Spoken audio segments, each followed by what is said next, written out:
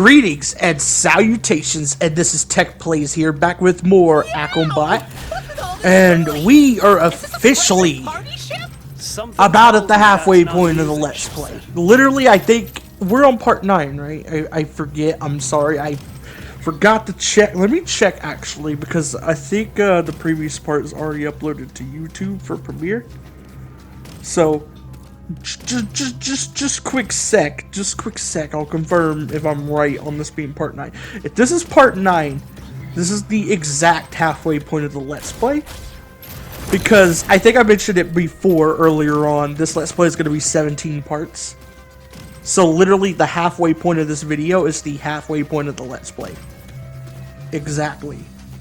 So, I'm happy to make that milestone because if you haven't noticed, I've run out of stuff to play save for this game. An issue I have a bit, like, there's pros and cons to doing commentary live and doing commentary in post, but I prefer doing commentary in post for two main reasons.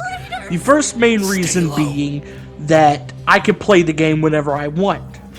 The reason I can't do that when I'm doing commentary live is because I have to make I have to pick a time that there's not much background noise going on, that I'm not talking to nobody, that I'm not busy with something. The reason why doing commentary in post works so well where that doesn't is that I can do stuff while I'm doing commentary. I can kill two birds with one stone. Which is why it works so well. And on top of that, I can wait until I know for sure there's not going to be much background noise and I'm not talking to anybody to do it. The other reason is because it's easier to commentate in post. Don't let it see you. Now, this has nothing to do with what I was just talking about at all. Actually, I know it might sound like it because of what I was talking about is a thing that makes it easier to commentate in post. But what I mainly mean is that when I commentate in post, I can fully, like, focus on what I'm saying, which means I can, like, ramble on about stuff, I can talk about stuff, I can talk in the video like a human being. When I do commentary live, I try to force myself to talk and have long periods of silence and stuff because I'm so focused on the game.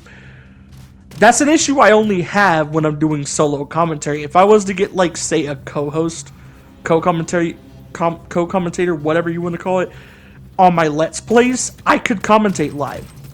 Because I play games talking to people all the time. I just need someone to bounce off of if I were to do it live. Now, those are the pros of doing commentary in post. The main con is that by the time I'm like halfway through a Let's Play, like in terms of doing the commentary for it, the main con is that by the time I'm halfway through the Let's Play, it's likely been 3 months since I beat the game. Sometimes less, sometimes more. In the case of Akimbot, it's been 2.5 months since I beat this game. I beat this game, I think, near the end of November, I want to say. I think.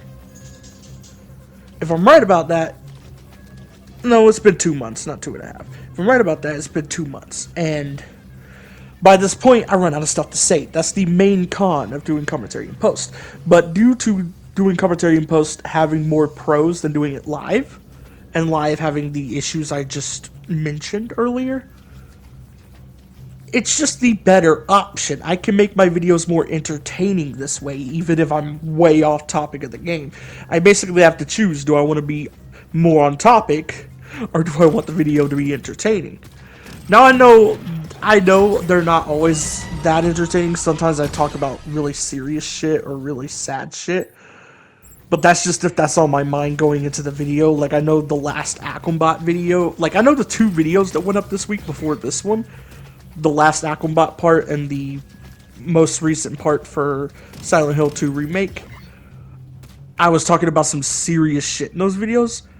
But I kind of got those out of my system for a reason. Every once in a while, I need to, like, do that for a video or two so I can, like, go back to, like, being funny, being entertaining, like, talking more positive stuff, you know?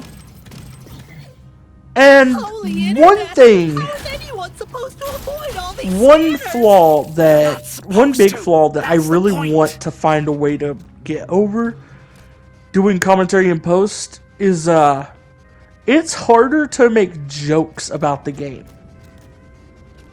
It is, because when I'm doing commentary live, the game's more on my mind. It's like, okay, I can make a joke out of this. Like, if you go and watch, if I'm not mistaken, if you go back and watch some of my earlier Let's Plays, I think specifically, Crash 4, most of Crash 4 was a live Let's Play, and I made quite a few jokes in that Let's Play.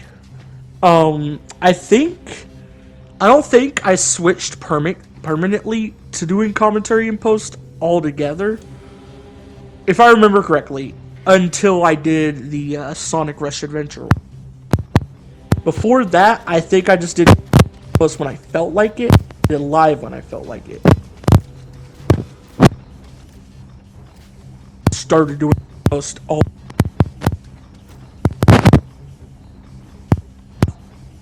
During my original RE2 remake Let's Play, because I did do a redo of that Let's Play, or because I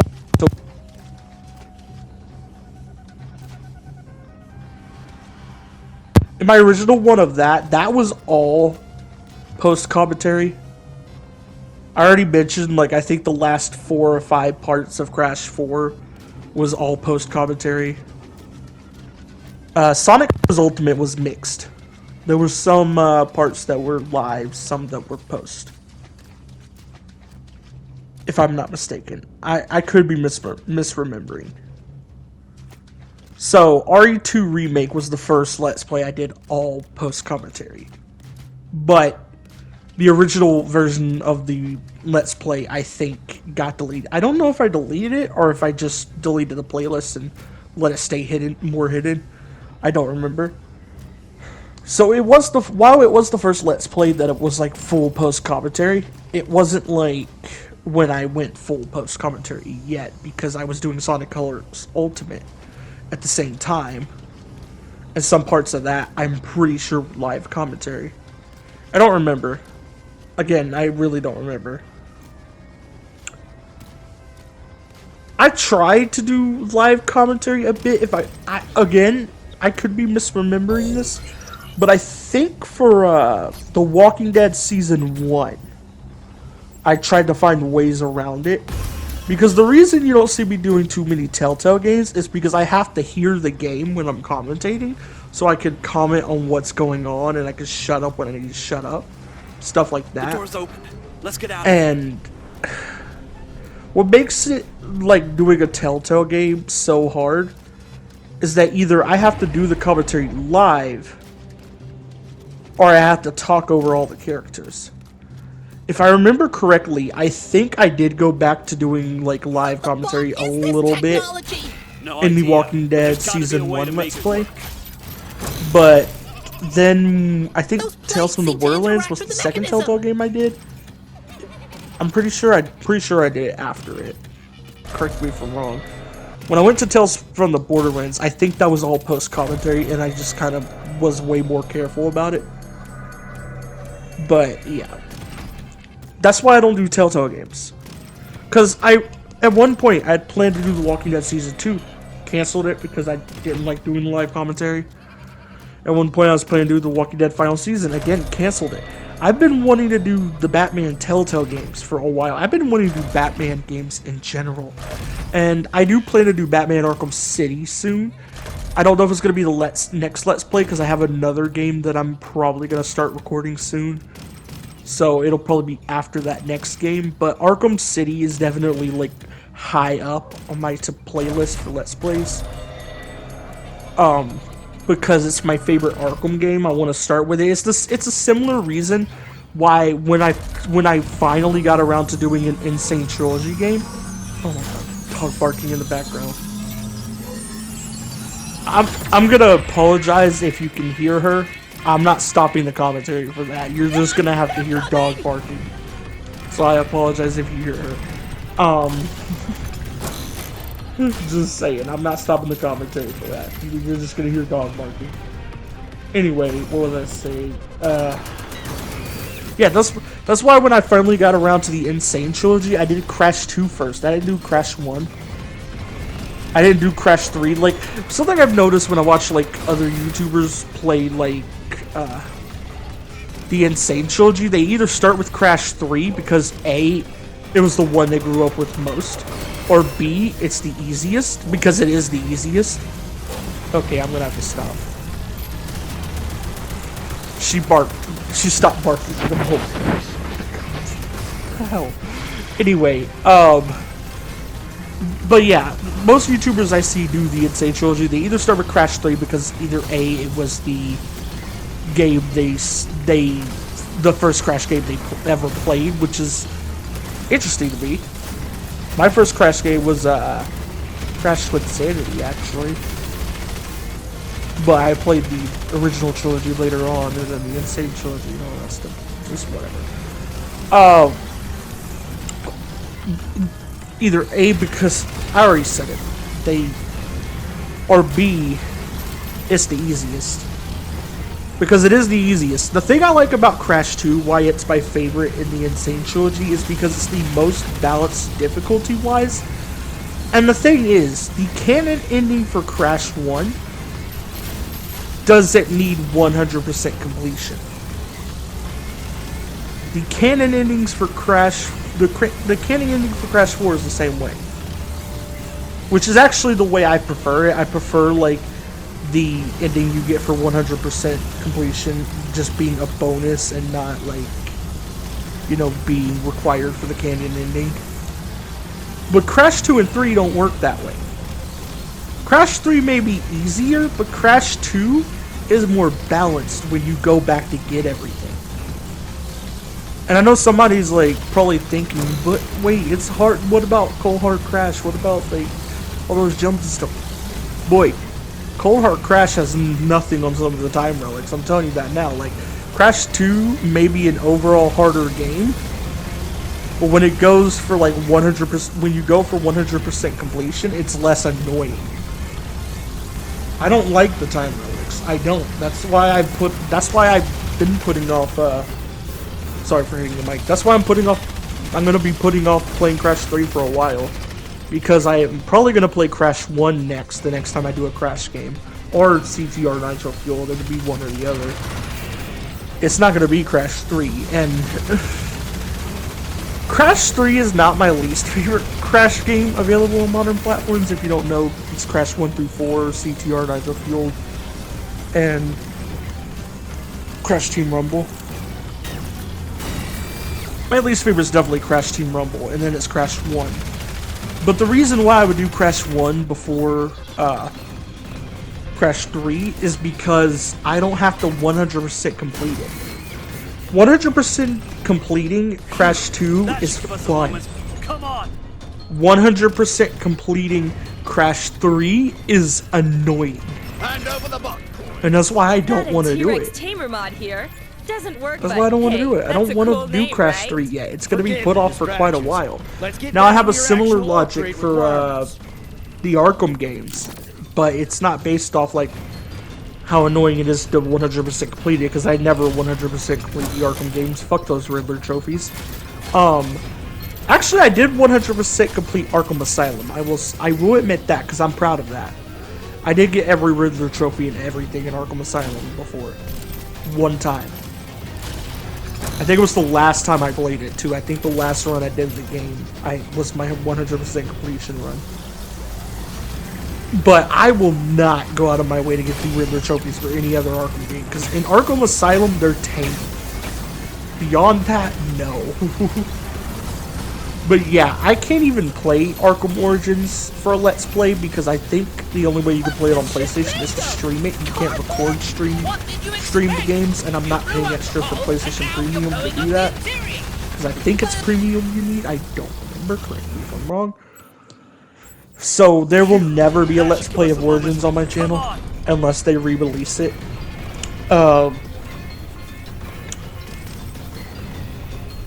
Arkham Knight is going to be on the back burner for a good minute.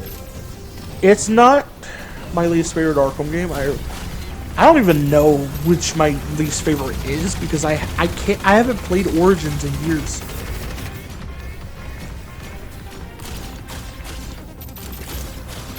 I haven't played Origins in years, so I can't really like give a definitive answer of what's my least favorite. I just know my most favorite is City.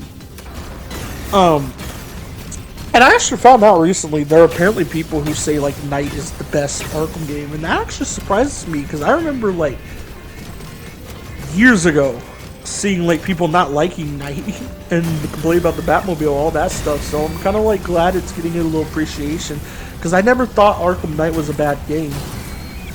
Do I prefer playing Asylum and City over it? 100%. Because even though I don't think the Batmobile tank stuff is bad, I actually like it. I do prefer the on-foot, like, Batman gameplay way more. And all of City and Asylum is just that. So that's why they're above Arkham Knight for me. But Arkham Knight, I feel like, from what I remember of Origins, it and Origins would kind of be tied for me, because Origins did some great things, like the Deathstroke boss fight, and the idea of the 8 assassins. I actually really loved the idea that Batman met some of his villains from them being assassins, like Firefly, Deathstroke, Copperhead, Killer Croc, Lady Shiva. That was a badass idea to me. And I really loved that idea. I also liked Troy Baker's performance as the Joker. He's not my favorite Joker. There's like 3 Joker actors I like more than him, that being, before somebody gets mad at me for not saying Heath Ledger. I have not seen enough of Heath Ledger's Joker. I need to watch those movies someday. But my top 3 actors for Joker are Mark Hamill, of course, that's number 1. Number 2, underrated and overhated in a way. I feel like people only hate this Joker just because of the design. When you look past the design, the writing of the character and the voice performance is fantastic. Kevin Michael Richardson is my second favorite Joker. My third has to be the Harley Quinn one. And I go back and forth a lot between like the Harley Quinn Joker, the Harley Quinn show Joker voice, and Troy Baker. I go back and forth a lot on them, but the reason like I ultimately have to say I like the Harley Quinn Joker voice more is because I like that it's different. That's another reason I like Kevin Michael Richardson's Joker. They both feel like they capture the energy of Hamill's Joker, but they have an entirely different voice with it, which makes it work. I feel like that's what's great about them. I know a lot of people say John DiMaggio, but I won't lie to you, I don't feel like his Joker's bad or anything. But like, he's definitely not who I think of when I like hear the Joker's voice in my head. Usually when I hear Joker's voice in my head, it's Hamill, and if it's not Hamill, it's Kevin Michael Richardson, or the guy from the Harley Quinn show. That's usually like the 3 main Joker voices I think of. And of course I'm leaving out actors because, again, I gotta watch the movies someday. The movies more, because like the only Joker actors I've seen enough of are Jack Nicholson, which is a good one. I think he did a great Joker. And Jared Leto, who is god-awful. So, like, those are the only 2 I've seen enough of. I have not watched the movie Jared Leto is in, by the way. I've just seen clips, and I already know enough that his Joker just sucks. But yeah. Be talking about other games while playing Akimbot. Like I said, I've run out of stuff to save for this game because I recorded it months ago. That's the issue I have when I do like 2 Let's Plays at a time, is that me doing them at a time slows down like the upload of one Let's Play. The Let's Play I recorded first, it just makes it so long from when I recorded it. It's just crazy, but yeah. Back to what I was saying before about the Arkham games. The order I'm likely going to play them in is probably similar to the Insane Trilogy. The second one, then the first one, then the third one. That being City, Asylum, and then Knight. I'm saving Knight for last, just because it's the longest of the 3. What are you doing? There's nobody here, Exy. Did I really just shut up for that? Oh, wait, I forgot what part we're on. This is when the ship is, like, going crazy, right? We got a boss fight in the next video, by the way. It's been a minute since we've had one. The boss fights in this game are kind of they kind of remind me about the way, like, most Ratchet and Clank games pace their bosses, where there's not really a consistent pacing to them. Some are just spread far apart, and some are, like, close together. And this seems to be, like, kind of like that. Like, what's a good Ratchet and Clank game to, like, compare this to? Sorry for hitting the mic. Probably Rift Apart, actually, would be the easiest. Rift Apart, you have, like, 2 bosses within the first couple hours of the game. And then you don't get your third boss until you're, like, 5 or 6 hours in. Actually, no, I think it's 6 hours in, I'm gonna say. Is when you fight Nefarious for the second time. That's when you get your third boss. And then another, like, 4 or 5 hours after that, you get the final boss. Which is interesting, because, like,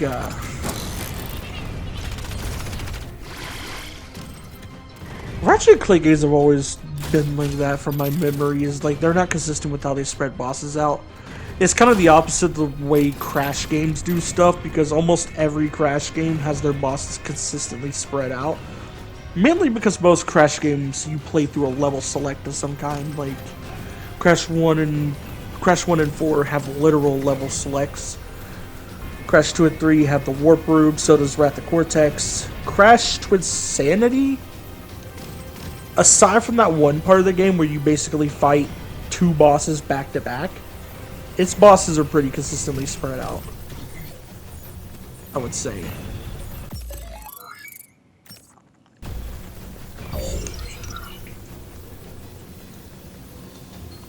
Because you get, like, 2 boss moments in every area of Crash Twinsanity. You get, like on Insanity Island, you get... Well, aside from the final stage area, but the final stage area is probably the shortest part of the game, if I remember correctly.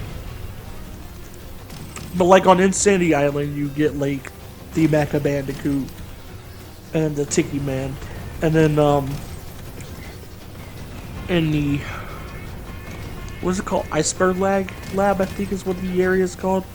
You get Uka Uka, and then you get a back-to-back boss fight with Embryo, Engine, and Entropy.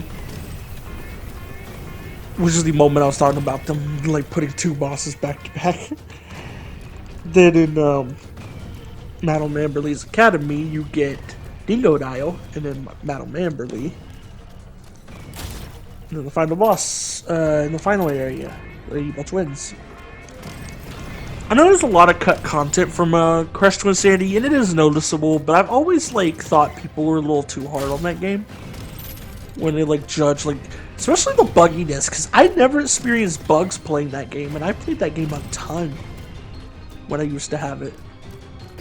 So I always found it weird that, like, people complain about these bugs. It's like, I never came across any. Never. Like, whenever, like, I'll admit, I came across some 06 bugs when I played it when I was younger. Like, I can get that one, like Sonic 06.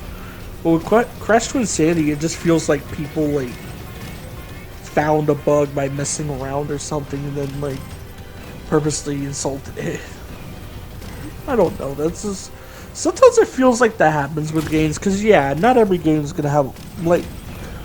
A lot of games are going to have bugs, obviously, but there are some games that it just feels like people search for bugs because they hear from somebody else that it's buggy, and they just want to find something to complain about. That's literally what it feels like with some games, especially with, like...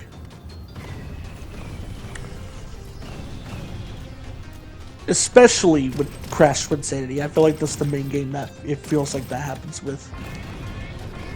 I was trying to think of a Sonic game, because I could have sworn it was a Sonic game like that, but... I know 06, nah. I'm pretty sure Rise of Lyric actually are buggy, and a lot of the other Sonic games that are received poorly aren't really buggy, they're just...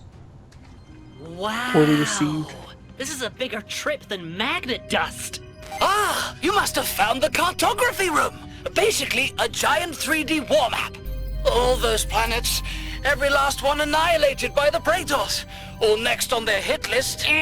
Wrong again, Processor. A bunch of these planets are still around in the future. Unless this is Evilware's war plan. We have to stop him. Soon!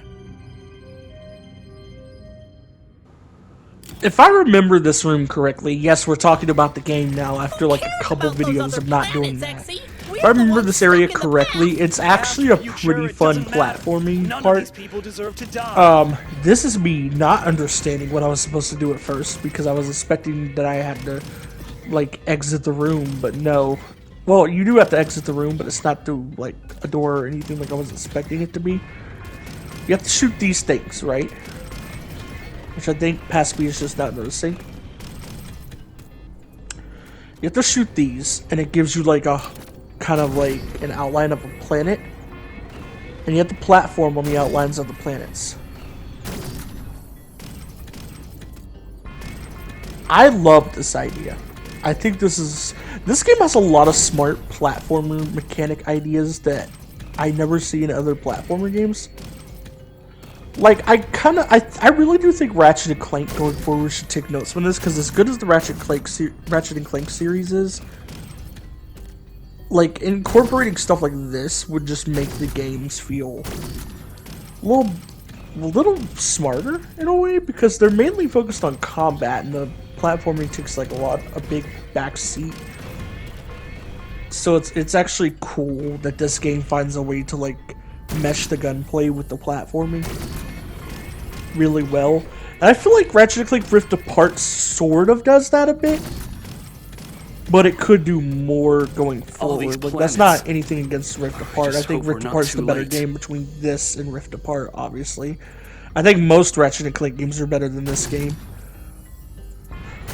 But, that being said, I do think that if Ratchet & Clank, the next Ratchet & Clank series took notes from Akimbot, we definitely would have a more interesting Ratchet & Clank game. Where's the next thing I'm supposed to shoot?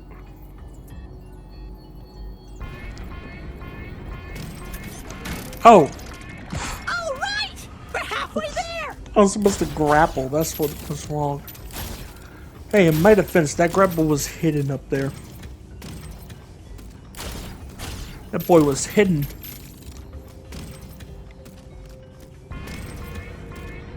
But yeah, I just think that room's a pretty neat idea. More platforming with this. Oh boy, we ain't even done.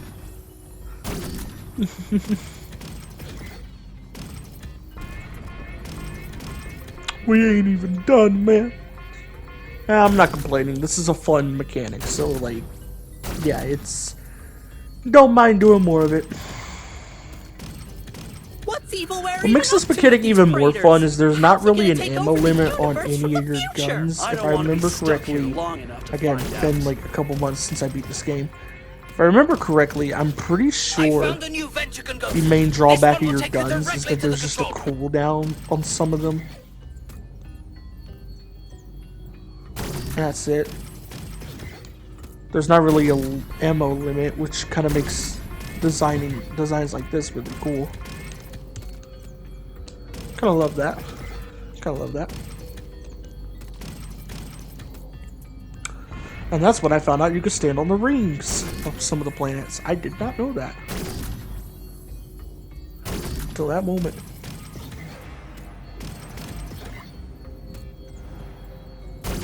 Okay, we just have a couple left if I recall. That might be the last one, honestly. Yeah, it was, because here's the exit.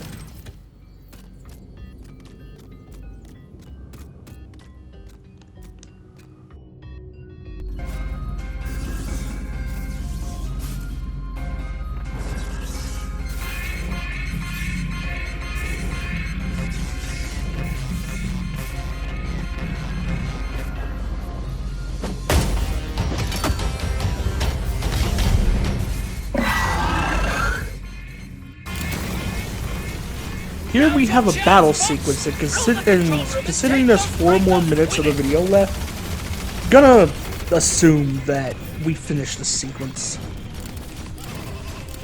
Come on! Because if we before the whole didn't, place if I didn't blows finish up. the sequence in this video clip, then it would have been in the next video. Don't forget the Not control here, panels, but yeah. MC. You can tell I love that ability. That fucking like air dash thing. I love that. It's kind of an addicting move to use. It's because of how fun it is. It's also a good way. It's a good way to dodge. It's a good way to move fast. It's kind of like the dodge roll of RE3 remake. It's just satisfying to do. It's not as much skill as that, obviously, but still fun to do. I don't know, I'm just trying to find an excuse to talk about the game instead of other stuff for a change. Because I go off topic way too much with these.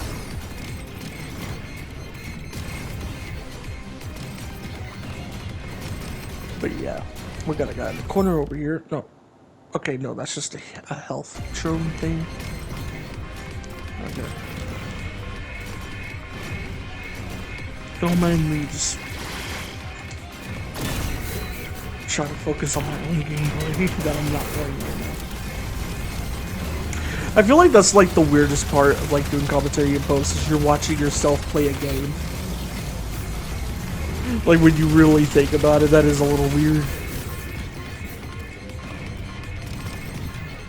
But oh well. Boy, do not hit me with that laser.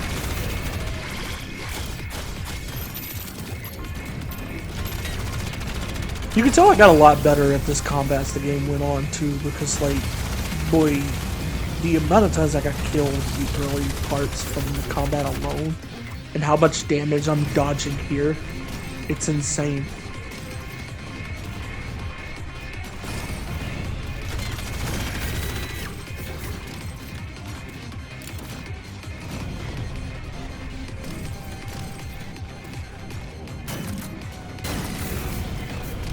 There we go. You're taken care of. The ship's falling apart. What do we do, Processor? What about the artifact? It is but a scratch. The artifacts won't be hurt by the fall, and the commander certainly won't go down that easy. Now hurry! Head to the escape pods on the back before you're scrapped!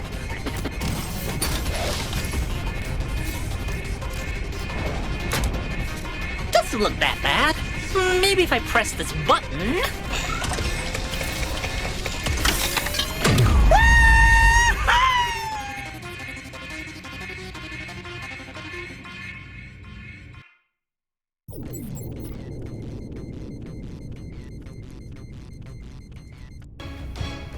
This junk pod won't hold for long!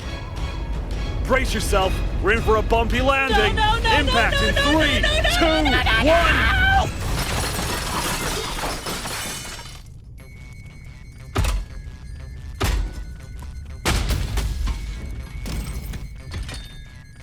Ow! Huh? We're alive? Wow! Suck it, gravity! Ugh. At least we're both in one piece. I don't like the looks of this place. Hey, we just survived a crash landing in an escape pod held together by duct tape. Nothing's gonna stop us now.